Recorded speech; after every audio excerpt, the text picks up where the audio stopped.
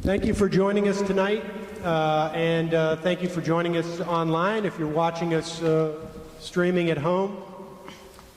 It is 3 years to the day of the release of the Collateral Murder video, and appreciate all of you coming out tonight to discuss the case of Bradley Manning, and want to introduce the panelists here, starting from my right to my further right, I guess, in terms of location here.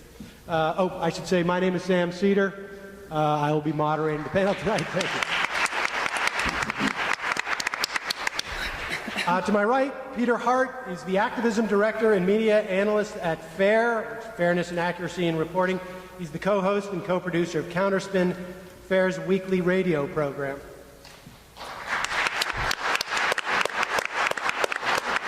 To his right, Kevin Gosztola, a writer-journalist for FireDogLake. Kevin has regularly covered court-martial of Bradley Manning and is co-author with Greg Mitchell of Truth and Consequence, the U.S. versus Bradley Manning.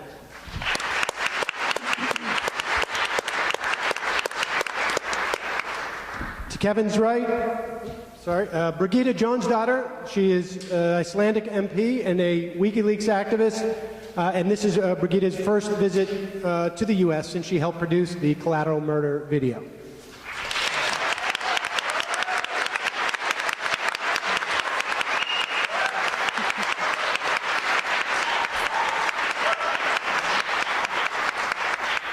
And finally, Alexa O'Brien, an independent journalist. Alexa's work has been essential to anyone interested in the Bradley Manning case.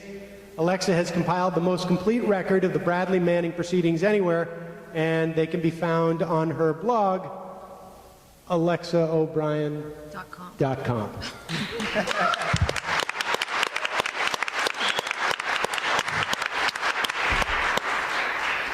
Okay, I want to start with Birgitta. We just saw a very powerful short film entitled Providence, based on both the Collateral Murder video and the statement that was surreptitiously recorded Bradley Manning when he spoke in court proceedings a couple of weeks ago.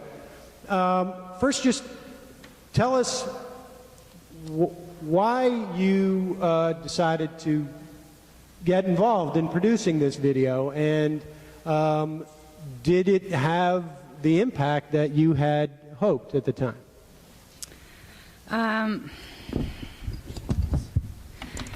I saw this video in February, and I just saw now when in his statement that he leaked it to WikiLeaks in the same month. When I watched it, actually, Julian Assange showed it to me in a cafe right opposite to the Parliament. I was deeply moved. I was one of many millions of people in the world that tried to stop this war. We nearly did. And when I saw it, I just felt it was my duty somehow to help make it available to the general public, because I might be a naivist, but I believed that it could actually prevent us from waging more wars and hopefully end the Iraq War. And then when I listened to Bradley Manning's statement, it was another one of these moments where you're deeply moved. It's been a little bit uneasy for many of his supporters. You know, one doesn't want to give him credit for something if he hasn't decided or, claim that he was responsible. So when he decided to plead guilty for the 10 counts, I think that should be encouragement for us to really step up the fight for Bradley Manning, because now there is this uneasiness about, making it worse for him gone. So I think his message, his statement is so powerful because, it feels to me, and I was just talking to Kevin about it this morning, is that it feels to me that he is not broken, and that is extraordinary. It just shows what an extraordinary person he is. And I truly think that one of the reasons he's not broken is because he knows of all of us out here that are fighting for him to actually also showing this video, and even if it's banned, for many people in the United States to see any WikiLeaks material. So the impact has been, you know, as much as I expected. His treatment is way worse than expected. Yes, and we're going to, of course, get into his treatment and where we are in the case. But before we do, I want to just go to Peter, because what Bradley Manning has now taken responsibility for is the passing on of that video and thousands of diplomatic cables and Iraq and Afghanistan war logs. And I just want to go to Peter to talk about how, at the time of these leaks, these documents were received by the general public and, of course, the media. And there are really two sets of media in terms of the way they were received. One is literally, and they did a lot of the publishing, and then by the broader media, and also, I guess, the establishment in this country, there was a lot of ambivalence, I guess, in some respect. Yeah, we went through a couple of phases, the video being obviously the first one, and if you go back and see how that was treated, it mostly wasn't a story. This wasn't a WikiLeaks project, where Sam was alluding to, there were co-publishers, so the New York Times got it and they could go over it. This was one that was open for anyone to take, and very few outlets did, even though it's enormously grisly, violent, all of these things. It has all these qualities that television news says it looks for. They avoided this story, and one of the most telling, I think, was CNN. They decided not to show any of the footage of the Reuters employees being shot. And the reporter at CNN said they made this decision out of respect for the families of those reporters. We don't want them to suffer further trauma. The reason this is especially galling is that the father of one of those journalists who was killed that day cheered the release of the video. He said he would sell his house for the world to see what happened to his son. And someone at CNN to say, we will not show this to the world out of respect for that family, is insulting and offensive. But that's exactly the kind of approach the media took with this first videotape. Subsequent to that, you saw, as Sam was alluding to, unusual reactions. I think for many of the WikiLeaks cables, the State Department cables, the reaction was, there's no news in here. There's nothing here that paints the United States in an unflattering light. In fact, if you read the cables, our diplomats behave themselves quite judiciously and quite fairly. It paints a flattering light. Julian Assange was wrong about that. This was the kind of official reaction, because it had to be. Because if you dug into the cables and you read the cables about knowing what was going on, a coup against a democratically elected president in Honduras, the U.S. State Department knew about that, but portrayed a different reality publicly. The efforts to stymie investigations into CIA torture, pressure put on lesser powerful countries when it came to climate change policy at some of the international conferences. That's what's in the cables. The media wanted you to believe that there was nothing in there, and what was in there made the United States look good. And I think that was one of the most obscene results of what we saw in how the press treated this enormously valuable information that was handed to them. And what did they do with it? They said, well, there's nothing here, or if there is anything here, it's of little to no importance. And then, of course, subsequently went on to cite those cables in story after story after story for consistently to this day. Across the world. And we're going to talk also about the virtual media blackout in many respects of the ongoing case up to this point. But before we do, Kevin, you and Alexa are really two of 3 or 4 people really in the world who have consistently followed the pretrial or the pre-court-martial hearings. And before we discuss sort of the stunning quality of the lack of any of your colleagues joining you, first, just for those people who may not know the entire sort of timeline of what Bradley Manning has gone through up to this point, just if you could give us just a bit of a brief background so that we can all be on the same page as we start to talk about the case and the way that it's being covered in this country. All right, Alexa, would you mind recounting sort of just how we got to where we got a couple of months ago? Where's our starting point? Well, let's start, I guess, shortly after the release of these materials. Bradley Manning was detained in late May 2010 at Fob Hammer, Iraq. He was then transferred to Camp Arjafan, Kuwait, where he was there for about a month. He arrived at Quantico, Marine Corps Base Quantico Brig on July 29th, 2010. And what's interesting is the press release from the military said that he was sent to Quantico because of the complexity of the charges and the fact that they expected that he would be in pretrial confinement for a long time. So when we compare that to the statements by military officials sort of insinuating that they were surprised that he was kept there for a long time, that was the intent from the beginning, that he was going to be kept at this rundown brig at Quantico. Manning was there for 9 months. It was the subject of his Article 13 motion that we heard in late November and early December concerning his unlawful pretrial confinement. That ruling is on my site if anybody wants to read it, including journalists. The judge did find that he was illegally held. So his investigation is the largest, in conjunction with the federal investigation of WikiLeaks, is the largest investigation likely in U.S. history. It is massive.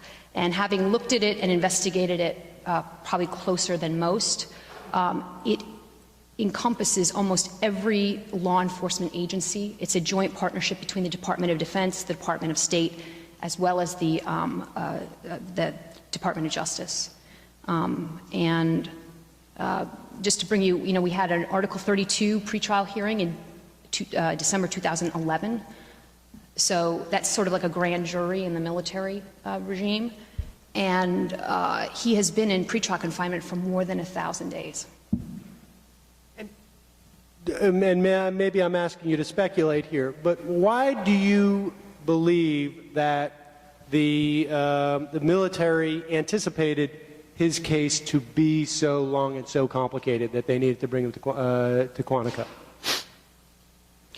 In the words of his defense attorney from legal filings and statements in court, and I paraphrase, the treatment of Bradley Manning is directly intended to plea him out. The government has invested a lot of money and a lot of hype into this investigation. We now have a national security staff insider threat group headed by Holder and Clapper. Clapper is the director of national intelligence, a direct result of this leak. And there have been massive engines within the U.S. government. So the U.S. government is unlikely to back down. I mean, even look at their posture after this plea to 9 lesser included offenses of the Espionage Act and then 1 violation of lawful regulation with a substituted time frame. They're going forward with the whole case, all 22 charges. And Kevin, give me your sense of what your sense is where is the value for the government in that? I mean, do you think, is your sense that this was their agenda from the beginning? Or, there's been a lot of speculation that there was an attempt to leverage Bradley Manning in an attempt to go after WikiLeaks and Julian Assange in particular. And It's unclear at this point what the status of that investigation is. It appears to be ongoing. Do you think that's still sort of the game plan? Do you think that ever was? But if I have to make presumptions, I would say that the intention is to prosecute, try, and convict Manning of as many charges as possible to make the largest example out of him as they can, and then to use that conviction to then proceed to go onward and after staff members and Julian Assange, the head of WikiLeaks, and to get people who are associates and to maybe even go after others who were involved in the release of this information, if it is possible. Now, as the years have gone on, I would speculate that what is ideal to these prosecutors gets out of hand and becomes more of an impossibility just because that crime that they think was committed in their mind happened years ago. So it becomes more difficult for them to pursue it idealistically. But I do believe that Manning is in a way a stepping stone, and that what they're doing with him in being innovative in pressing the aiding the enemy charge, this most severe an egregious charge, this capital offense that any person can be found guilty of, even if they're not in the military, and the way that they are being innovative about pursuing it and arguing it, which I think we'll get into more detail here as the panel goes on tonight, I think is an example of how they are trying to make an example out of him and then use this sort of conviction to go after other people, whether they be in the military or perhaps government employees. Alexa, let's talk about that now. Let's talk about what Bradley Manning did plead guilty to and what he did not plead guilty to last week, I guess, 2 weeks ago. I want to say something first. The U.S. investigation of WikiLeaks and Julian Assange is ongoing, and the grand jury is ongoing. I had an exchange with Peter Hart at the U.S. Attorney's Office for Eastern Virginia, which is responsible for the grand jury. First, I had actually approached Andrew Peterson, who's in the Twitter 2703D. He's one of the U.S. attorneys, assistant U.S. attorneys in the case with Birgitta. And then also I approached Lindsay Kelly, who is in the appeal. And I had left a message on Andrew Peterson's voicemail and then actually had a exchange verbally on the phone with Lindsay Kelly. And Peter Hart, the spokesperson for that office, confirmed that the investigation is ongoing. In terms of the charges, what Manning didn't plead guilty to is very, very important. Manning did not plead guilty to specification 11 of charge 2, which relates to the Gorani video. The government charged a November 1 timeframe, start date, which dovetails with the 2703D orders and the other Google, Sonic, Dynadot, all the other secret orders, as well as the timeline of essentially the grand jury. If you look at the testimony of Special Agent Mark Mander in the Article 32, which is posted on my website, he talks about the fact that 7 civilians were under investigation by the FBI for wrongdoing, criminal behavior. I mean, they're not very exact in that language. And it was being led by the FBI.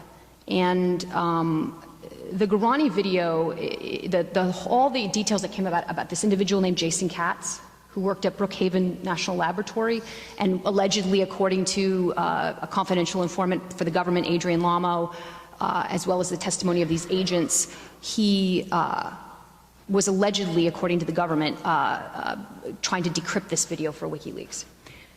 The government asserted in the pretrial that this video was that Manning had a conspiracy here.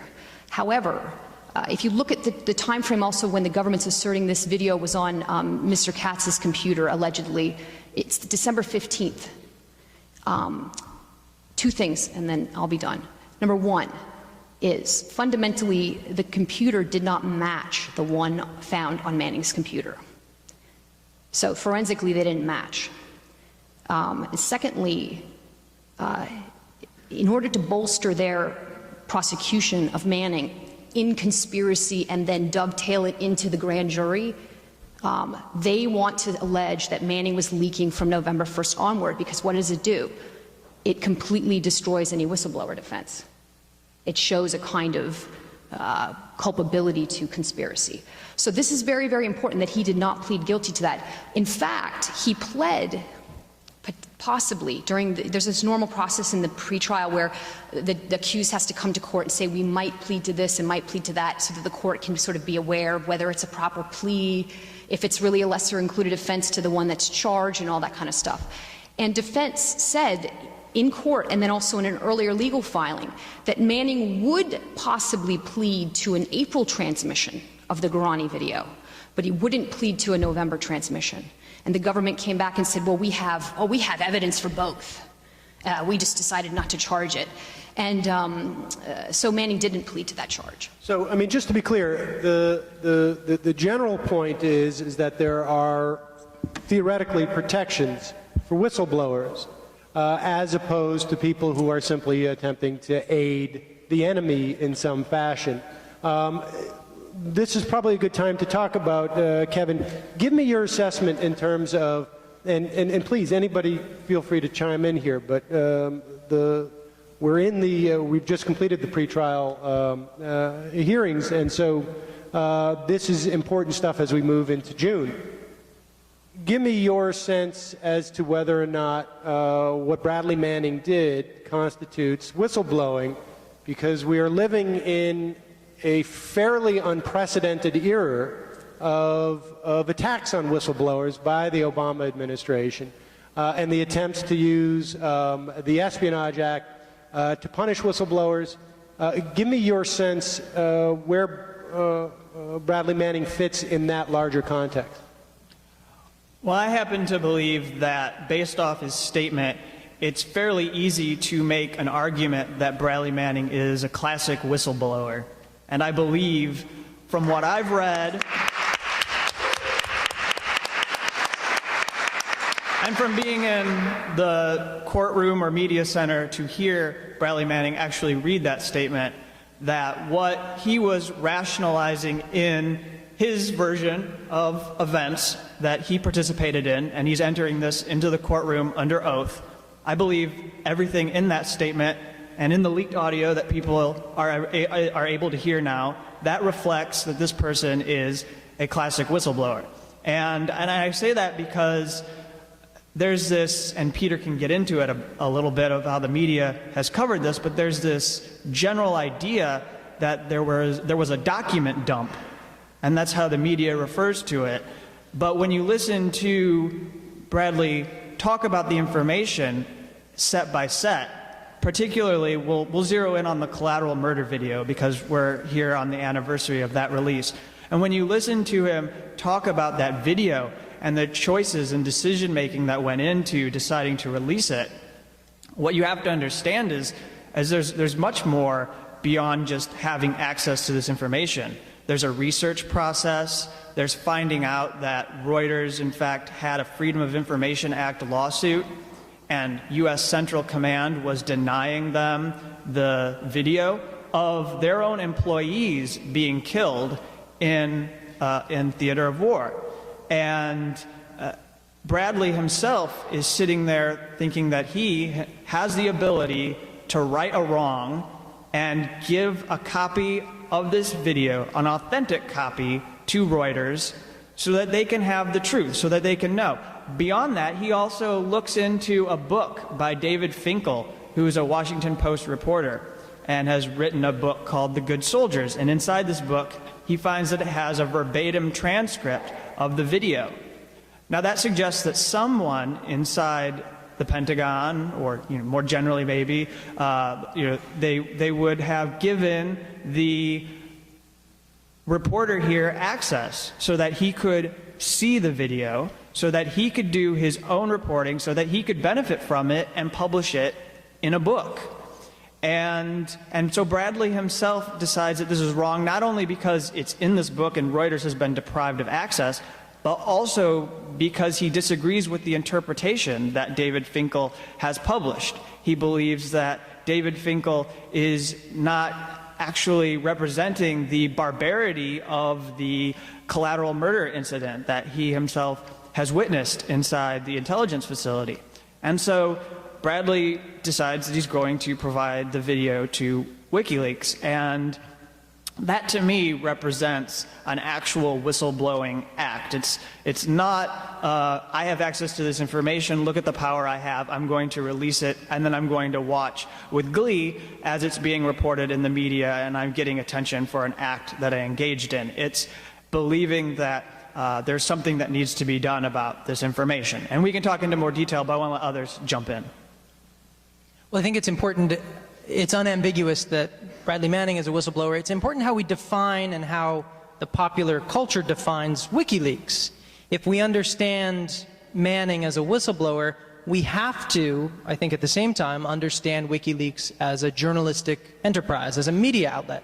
That affords them legal protections in the United States that they wouldn't have if they were designated otherwise. So it's important for people who are interested in the free flow of information to say WikiLeaks is a group of journalists publishing information, and they are entitled to protection, and they should be protected by people who care about the First Amendment. And let me just add, in the context of the case, the government has, at least in the context of Bradley Manning's actions, stipulated that had Bradley Manning successfully provided this information to the New York Times or to the Washington Post, as far as the government's concerned, the charges would be the same. I mean, is that... They also added to that Overgaard, Captain Overgaard of the military prosecution, that they're calling a witness on the merits, so the trial related to the proving the charges, and they're calling a witness on sentencing and possibly on the merits to characterize the WikiLeaks organization. And if you look at the 1030A1 charges, the Computer Fraud and Abuse Act... I'm sorry, can you be more clear? What does that mean? They're pulling the witness? Is that... They're calling a witness, sorry. an expert, to testify as to the nature of the WikiLeaks organization on sentencing and then possibly on the merits. I wonder if that's somebody from WikiLeaks. Yeah, do we know who that witness is? I mean, do we have a sense of who that is? Well, it's a government witness, so I doubt that. Because that would probably be the best people to assess what sort of organization it is. Yeah. I would imagine they would not be. It would not be someone from WikiLeaks. Although, I mean, there was a Yoki Benkler wrote a piece in the New York Times, a Yale law professor who I believe was going to be a witness for the defense. Yes. Speaking that at the very least in 2010 there was no reason for Bradley Manning to perceive WikiLeaks as any different in terms of its status as a media than they would the Huffington Post or the New York Times. What's really important in terms of the charges against Manning about the characterization of WikiLeaks by the government is the more they make WikiLeaks not look like a press organization, however they characterize it, it goes right to the wanton aspect of causing to be published, intelligence belonging to the United States on the, and also just the nature of the character of the elements of his charges.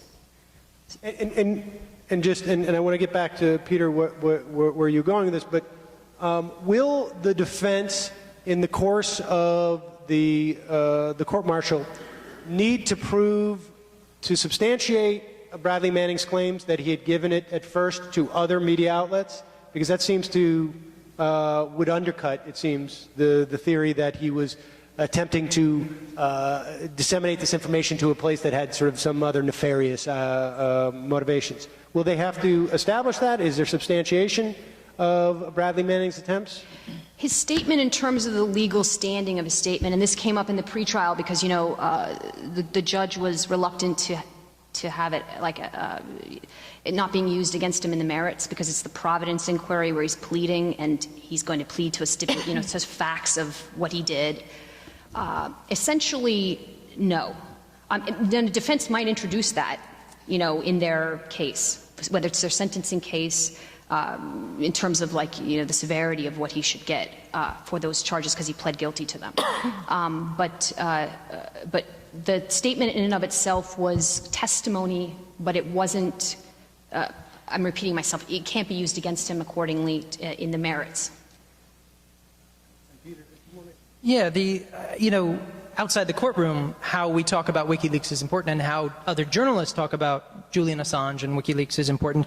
At the beginning of this, as the Afghan war logs were released, Joe Klein from Time magazine said, if a single foreign national is rounded up and put in jail because of a leaked cable, this entire anarchic exercise in freedom stands as a human disaster. Assange is a criminal. He's the one who should be in jail. Bob Garfield from NPR's On the Media. All of this has made me wonder whether WikiLeaks is a legitimate whistleblower or just a looter. Has Julian Assange shed light here with the release of 253,000 cables, or has he just smashed a very big store window? That is the presentation of WikiLeaks and Julian Assange that I think elite media and elite politicians want to present, because if you take them out of that journalistic context and turn them into vandals, into looters, it makes it much easier to demonize the entire project. My favorite was Jamie Rubin, a former Clinton State Department diplomat, who said, we don't know why Julian Assange is doing this. His position is to promote world peace, and that's just what the State Department is set up to do, so we don't understand Assange's point. Birgitta, do you want to? Yeah, I just want to add to this, because one of the things that's been really surprising to me coming from outside the United States is the fact that the media here does not seem to be aware of how dangerous it is, what's happening, that the line is completely blurred. And so when are they going to be next? And it just seems to be, like from what I've been hearing from Alexia and Kevin recently, that this line, it's crossing over the line, and yet the media is just sitting like sitting ducks. And for me, I just don't understand it. How can they be so ignorant? I mean, from at least when I started to volunteer for WikiLeaks, I didn't see any difference from them being, and me being a part of an organization that had exactly the same infrastructure as a media. And when we were producing the Collateral Murder video, we did it like any other video in production. You know, fact-finding, it was just like a documentary that was already there, but you had to find all the facts about it. And I think it is very important that, so we sort of know a lot of the facts about what's wrong. What we need to think about is how we're going to stop reacting and do something about it. I think that's very important. That is one of the reasons I came here, and I wanted to have a discussion about Bradley Manning, is that we need to think, what can we do for him, even if I think it is very important that we discuss how it's being built up. I would really like for us also to talk about what can we do about it, and what can all these people that are here tonight and listening and so forth do about it, because I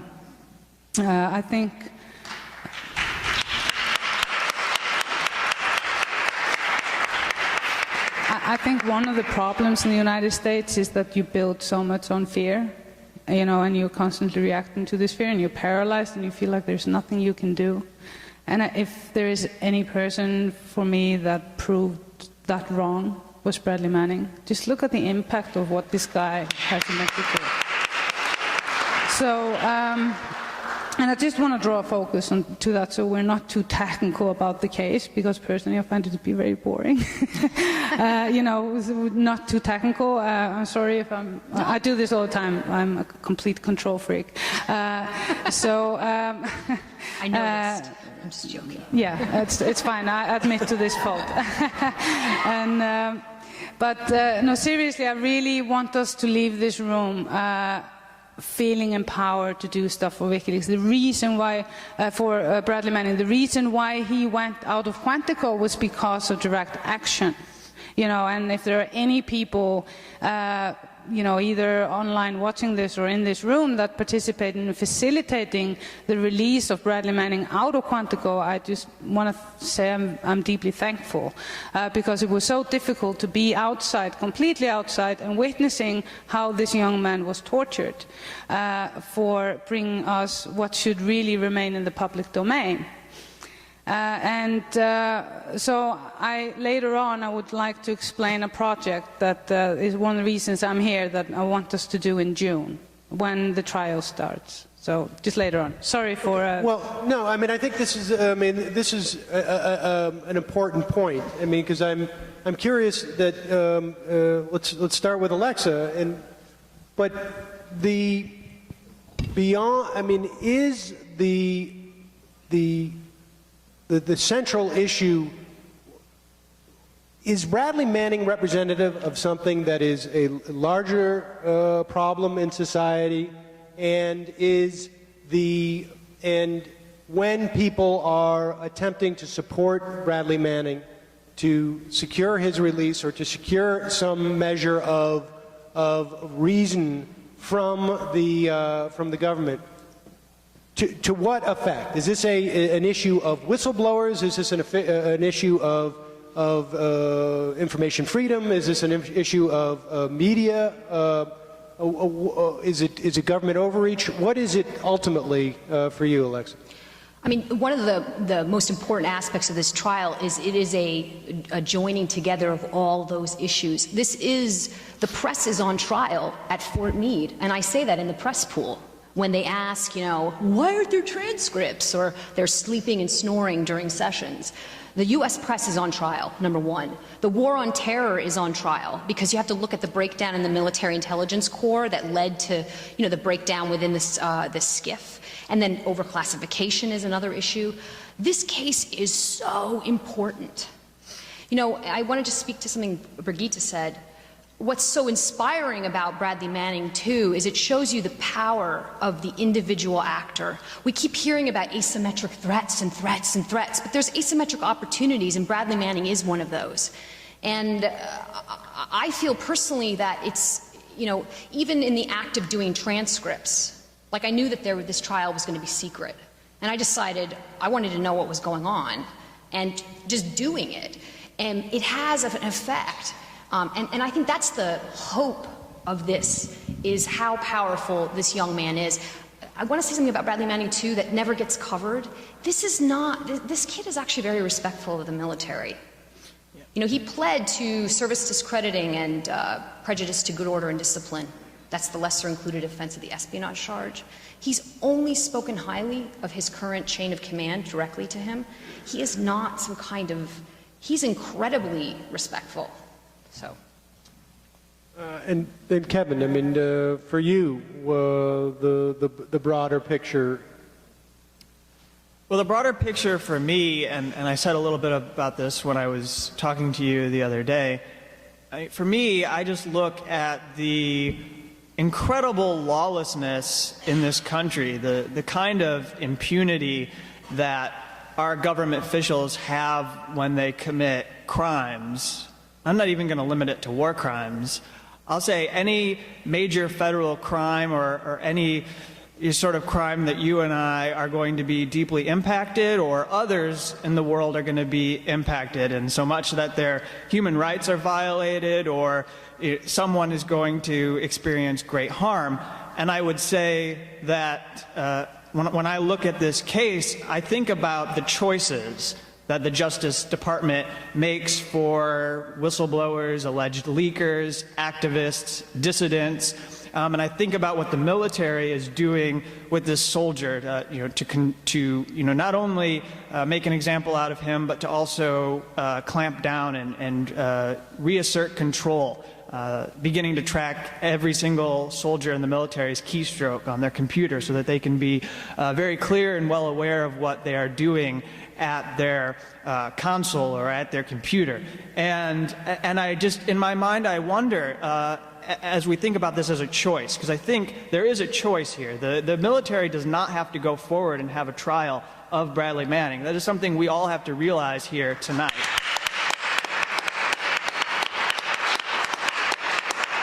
And whether we recognize it or not, his defense has given the military an out.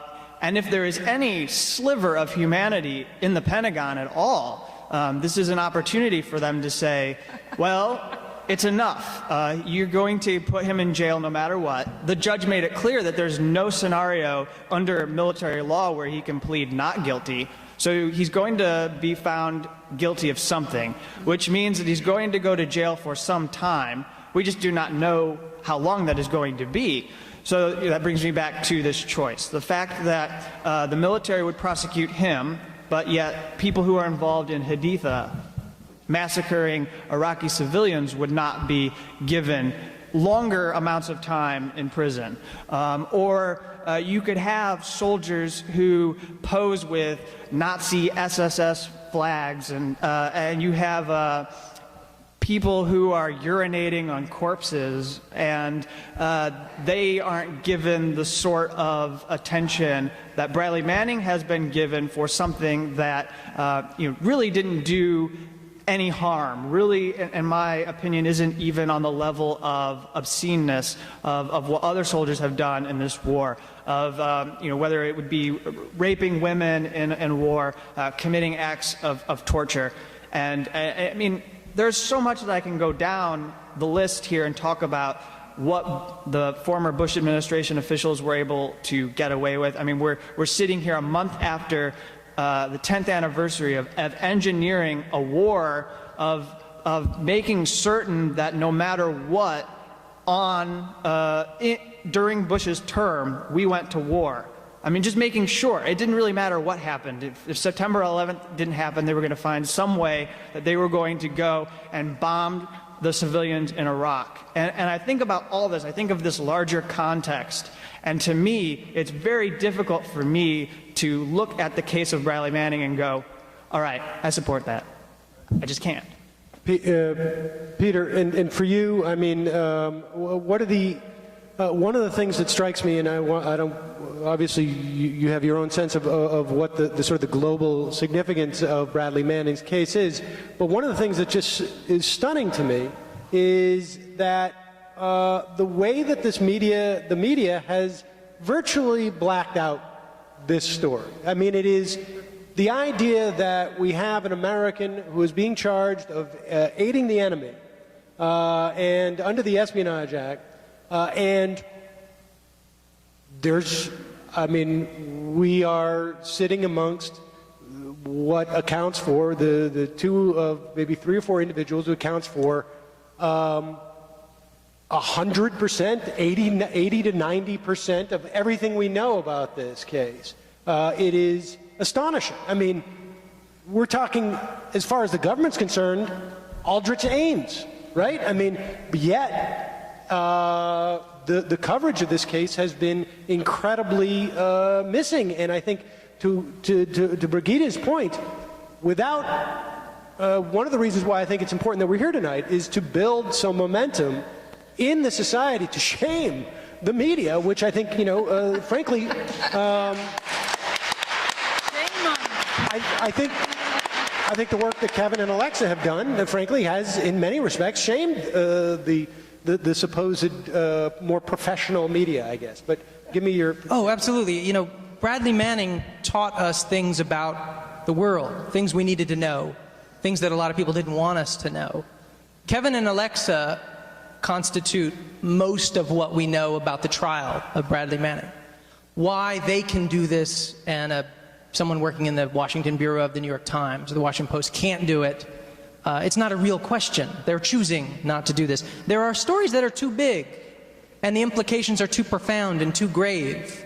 So when we puzzle over why there isn't a lot of coverage of Bradley Manning's trial or of the revelations of WikiLeaks, we shouldn't try too hard to think about this. If you listen to that audio smuggled out, because it had to be, of Bradley Manning explaining what he did, and you ask yourself, well, why wasn't that on the nightly news? Why wasn't that all over CNN?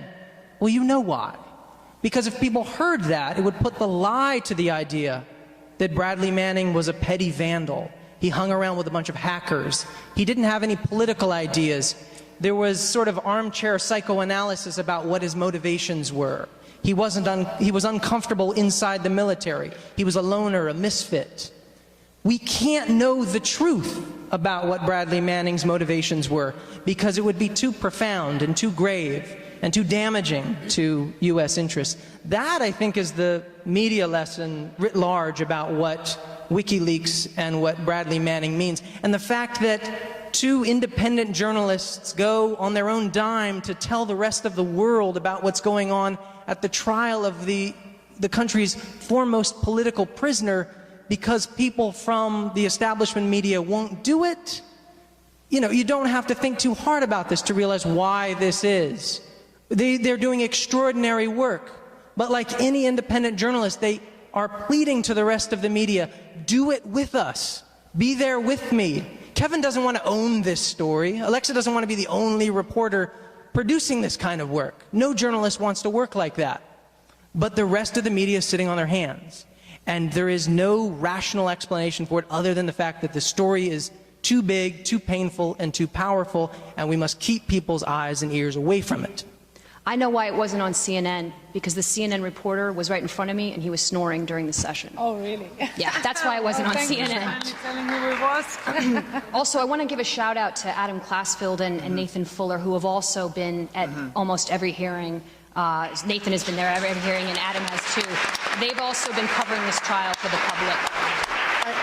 You know, because Birgitta's question as to why the press in this country does not see that they're next on the list, I think is in some respect, the question is already almost answered, because in some respects they were ahead on that list, and they have already been sort of consumed. There's, in other words, it's not for a lack of awareness, although I guess the idea of someone sleeping at the pre-trial, but it is, in some respects, it is because the government has already been effective in chilling the reporting that this situation requires. You know, one of the cables, my favorite example from WikiLeaks was a State Department cable that was about Iran procuring fearsome new weapons that could hit capitals in Europe. That was the cable. The New York Times reported that. They did not publish the cable because the government told them not to. So don't publish that on your website as part of the cables you're publishing. WikiLeaks did publish it. So anyone who read that New York Times story could go read the actual cable. And when you read the cable, you realized there were a lot of doubts about this intelligence. And there was a Russian official saying, we don't think any of this is actually true. None of that was in the New York Times account. And they wouldn't let you see the WikiLeaks cable to make up your own mind. You had to go to WikiLeaks to find it when you could. That, I think, is the threat on a different level to the media, is that WikiLeaks provides a different way of doing journalism. So myself and Gareth Porter and Glenn Greenwald could read this cable and say, the New York Times is totally blowing this story. And that offends them because they're the people who are professionals. We are supposed to entrust them to have secret sources that they grant anonymity to whisper in their ears all kinds of fearsome things. When the rest of us can see this information and make up our own minds, well, then it raises the question, well, what is the New York Times for then? If we can see this and judge it for ourselves. And that is a threat to the media on an entirely different level and might explain the lack of solidarity, if you will, with the plight of Manning or of WikiLeaks in general. Birgitta, I mean, in that same vein, I mean, this is part of a larger struggle of democratizing this type of information, no? I mean, in the context of WikiLeaks.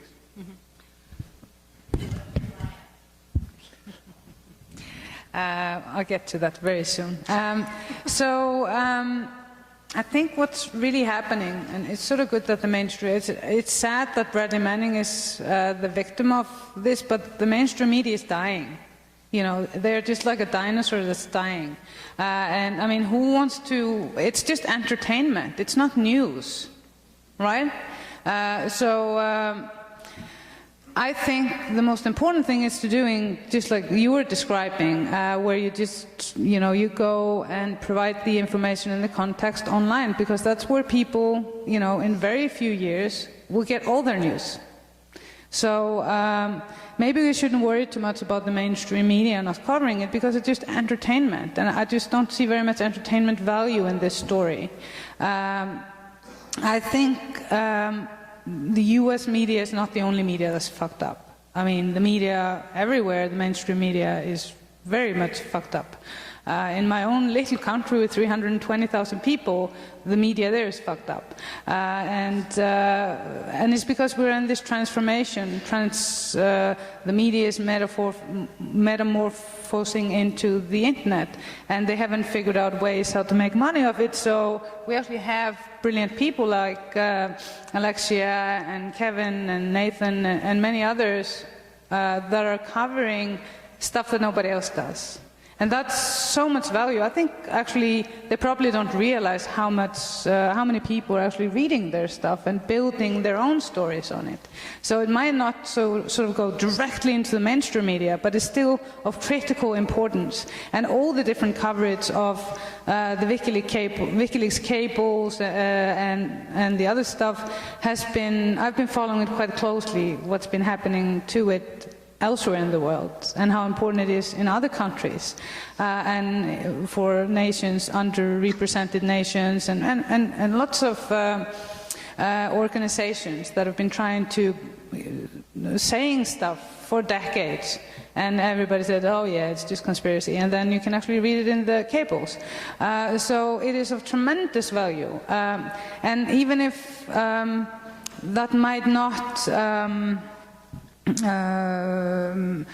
we might not feel the impact of it. I think this story is so interesting about the media coverage of Bradley Manning and WikiLeaks and so forth. I've been approached, I don't know how many times, by CNN to do an interview, and then all of a sudden, after I've spent some time talking to them, they vanish. You know, I just never hear back from them. It's like I'm a leopard or something. And you know, you just automatically get this impression that there are orders from above, and everybody knows. You know, we really know. But so if because I was asked for the plan, if I may, just really quickly, it's not in tune with this, but it is a way we might be able to draw attention to Bradley Manning.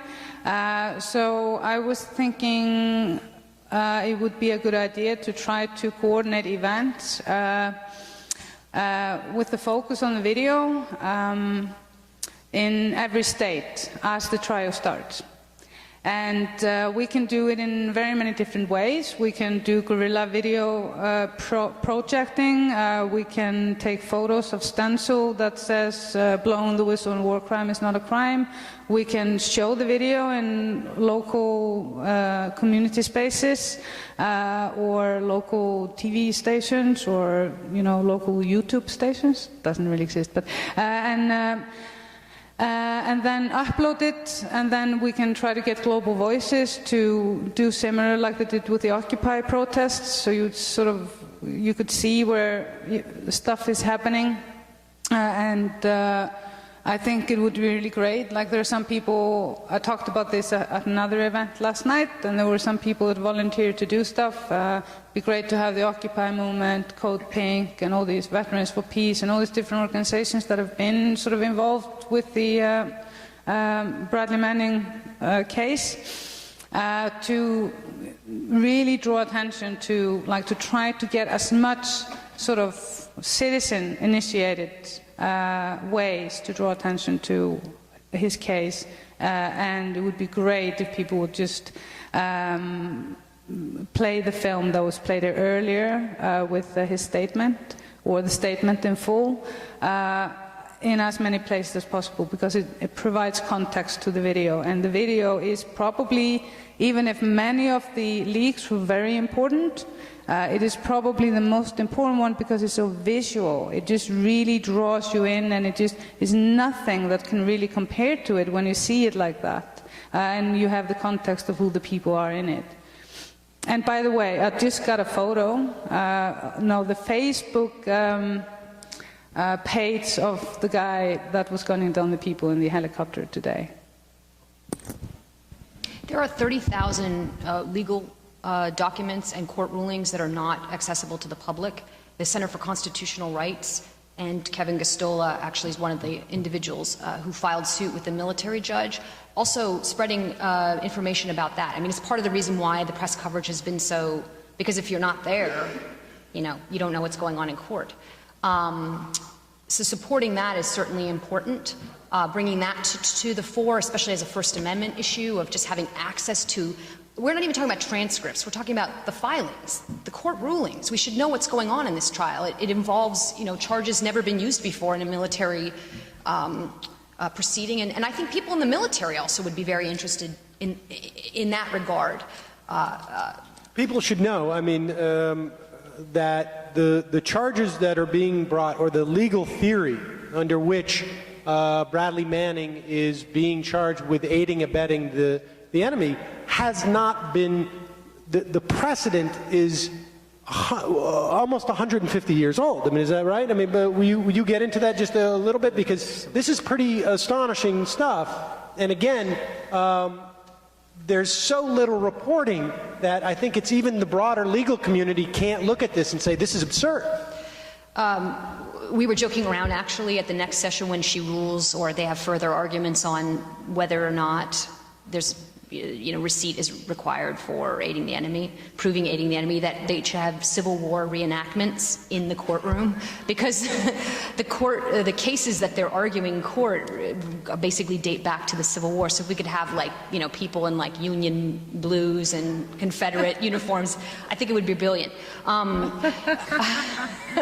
The aiding the enemy has been used in that context, but the really weird charge is charge 1 of spec 1 of charge 2. The government in court says it's unlike any existing federal violation, criminal violation, or existing punitive article under the Uniform Code of Military Justice. The defense says it's a made-up offense, and the language of this charge is cause to be published, intelligence on the internet, intelligence belonging to the U.S. government on the internet. This language of cause to be published is very provocative. It's used like in the Sterling indictment, but fundamentally the government is pushing here with that language, and the language of the elements, and I don't need to get into all the details of it, but it dovetails into aiding the enemy. So it's really important that the press realize what is going on in this trial has ramifications for them. And if their institutions don't realize it, well, then individual journalists can realize it. Kevin, is your sense that there is a broader, I think you've written about how the New York Times in some respects was shamed into covering the trial by their ombuds person. By Margaret Sullivan. Yeah, is your sense that there's any type of momentum going into the June case, or no?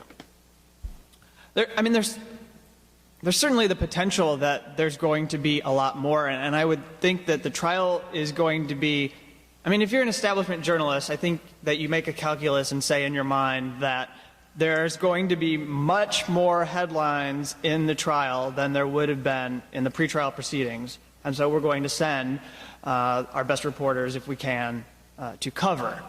Although I want to make a quick point that goes back to why we're not seeing the kinds of stories we should be seeing about Bradley Manning, and the releases and the stuff that really gets to really digging into why we continue to fight the war on terrorism, because I think that's what a lot of the releases that came out implicate. It's the fact that the war on terrorism is still ongoing. And one of the things people have to recognize, and maybe Peter will have something to add, is that our journalists and media organizations have, in the last decades, taken it upon themselves, increasingly it seems, to make national security choices for us and on behalf of the government, to withhold publishing when they have the absolute right to publish. All right? Because people like James Goodall, who was the counsel for the New York Times, actually went to fight so that the Pentagon Papers could be published. They have the right to publish, but they're making these choices to withhold information. So, for example, recently I wrote about how there's a woman who's going to be potentially in charge of the clandestine service at the CIA. And in that position, you typically would know who that individual is, but right now they're withholding her name, and we don't know who that person is, except the Washington Post has reported that this woman was in charge of a black site prison in Thailand and was one of the individuals with Jose Rodriguez who signed off on the destruction of torture tapes. Now that to me says I should know that name. That is in the public interest to know. A couple other quick examples to rattle off is, Raymond Davis is shooting Pakistanis in that country, and the press isn't telling us. Recently, we found out about a Saudi secret drone base that the Washington Post and New York Times were both sitting on. I don't know if they were ever going to bother to investigate it, to do any reporting, but they made a calculus, even though that there's a great deal of risk in the sense that there could be blowback, or just the fact that we have a secret drone base there, and that's where we're launching our operations, just right in this country that has always inflamed that region because of the sort of operations we carry out in Saudi Arabia. So they make these choices, and I just don't think that that's their business.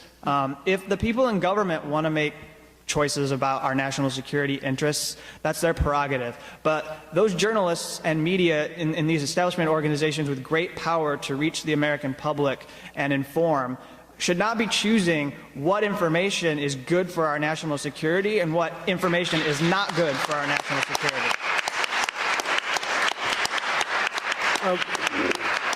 We're starting to run out of time, but before we get to, I want to give everybody an opportunity to have some last comments. So, Peter, I want you to respond to that, because in some respects, it's as if our media is the last institution, or maybe not the last institution, but it still is in this sort of traumatized post-9/11 world that, we're 10, 12 years later now.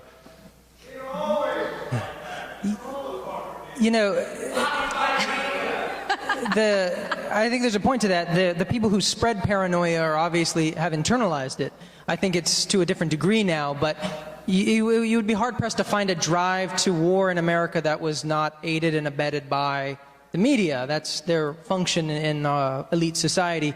This is something different, though, because it is a kind of psychology and a mentality that washes over all kinds of things, whether it's North Korea or whether it's WikiLeaks. One of the most fascinating things about all of the WikiLeaks revelations, that the most painful things to watch, whether it was the video or whether it was in some of the cables, was about innocents being killed by our military.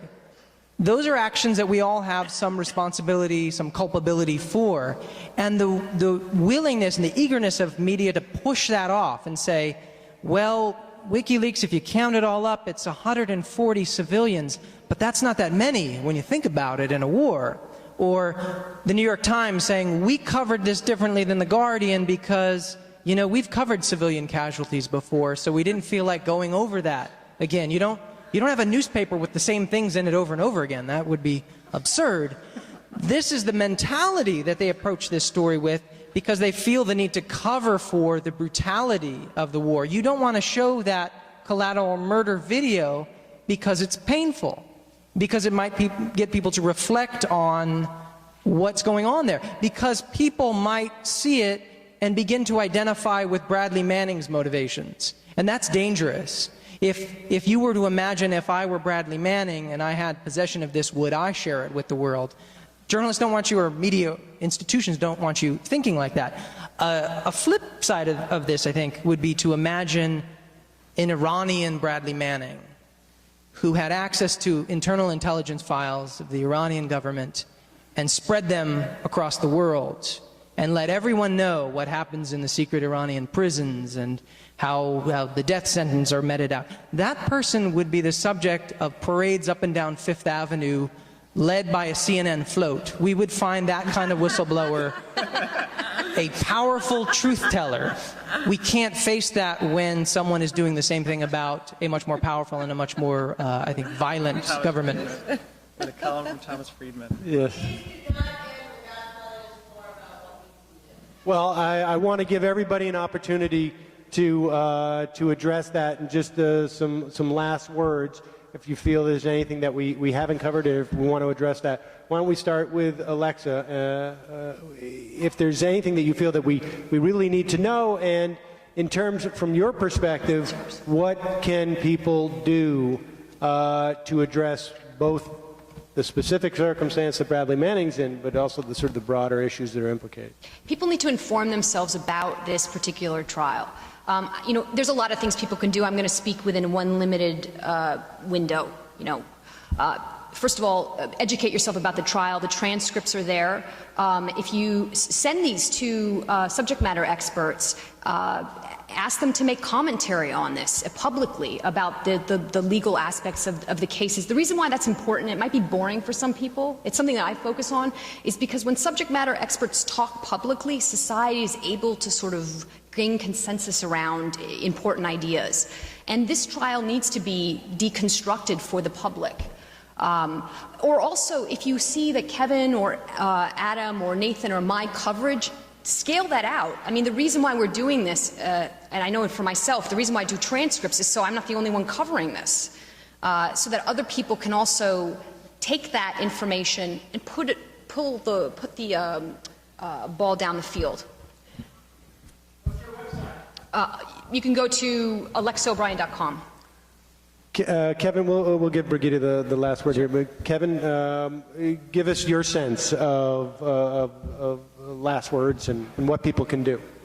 Well, I would just echo what Alexa said and encourage you to follow our reporting and maybe many of you already are, and to also, I recommend Adam Klasfeld of courthousenews.com. He's there and is reporting, and there's a focus on it legally, and I think that is a place to go if you want expertise on that. And continue to follow the work that Nathan Fuller has been doing in the same room with me. Pay attention to the fact that there is this lawsuit, as Alexa mentioned, that we're trying to release court records so that more people can see. I believe that we should see not only the rulings that have come down in this case, and not only the defense motions and any orders that have been issued, but I think we should also be able to see the government motions to know how they're arguing the case. And they owe us at least that much. They owe Bradley Manning that much, that everyone out here could know what the government is doing to prosecute him. And I'll leave it there, and I'll also add that Bradley Manning is one of many different individuals, and we know that Aaron Swartz committed suicide back in January. There are probably a number of people in this room that are following the case of Jeremy Hammond, who is alleged to have been involved in the Stratfor hack, a release that ended up in the hands of WikiLeaks. And there's Barrett Brown in Texas, who the government's going after and trying to set a record, I think, for over-prosecution, although I'm sure I'm going to be proved wrong when I go home to fact-check that. But putting him in prison for a 105-year sentence, if they can, for an array of crimes for being involved in possibly linking to a Stratfor leak, release, data file, something or other.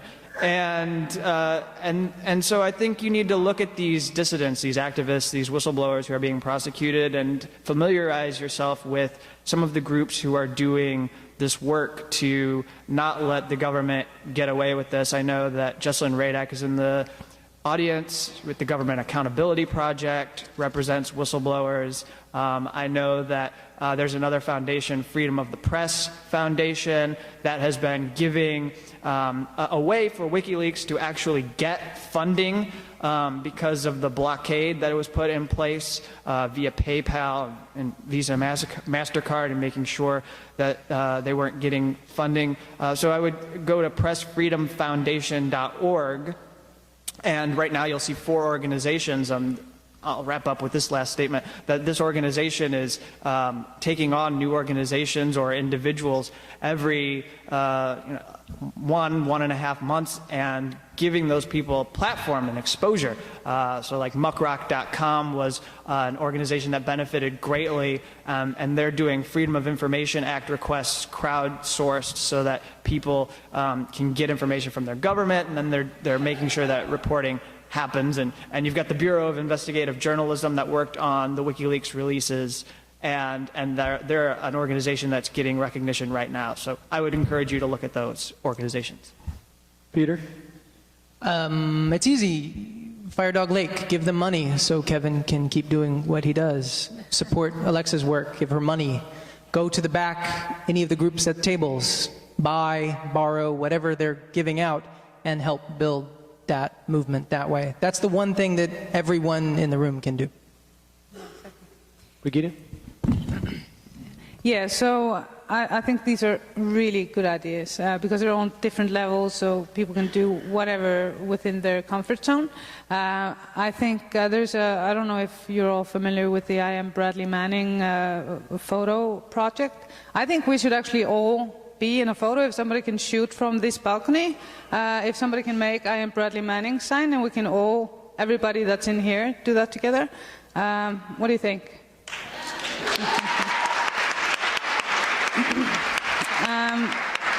And I think this needs to sort of happen on many different levels. So the idea about like doing sort of this guerrilla action to draw attention, maybe in local media in different states and stuff like that, in different cities, is a good way.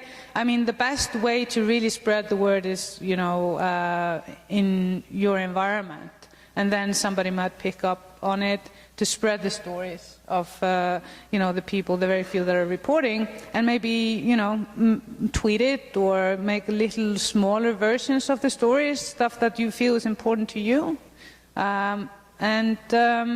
Yeah, and please help me with this project in June. I think it would be really amazing if we could do this together. And how could people, if people do want to help you with that project, is there a... Who wants to be my USA coordinator for this? Okay, great. Talk to that guy. So talk to this guy, and you can get an assistant from Carrie, which has been helping with this. So maybe you can share knowledge. And I'm also starting to do exhibitions in Europe. I have a special exhibition that I'm going to set up in Berlin, and probably talk to the Berlin Parliament about the case of Bradley Manning. There's a growing knowledge and understanding among parliamentarians around the world as well about this, and then we can always just share, you know, the coverage in other countries. It's much more, and Guardian has actually been doing quite well, and so we'll just share that. I mean, it's all there. We shouldn't be relying on skeletons. And great point. Well, I just want to add too that there's a great piece in the Nation magazine. I think it's this month by Timothy Sharrock on the NSA-4 and the sort of unprecedented attacks on whistleblowers in this country. And I think certainly the Bradley Manning case can be seen in that wider context. And all of the issues that are involved with Bradley Manning, or at least many of them, are also involved in this instance. So before I thank you for coming out, I want to remind you to leave your chairs in place and quietly move to the carpeted area in the back to mingle, as there is another event going on below us. And with that said, thank you very much for coming out. Please do something if it's spreading the word of the work that these people are doing here, or on the case, or organizing through this gentleman here in the tan shirt, please do something with this information you learned tonight. Thanks for coming.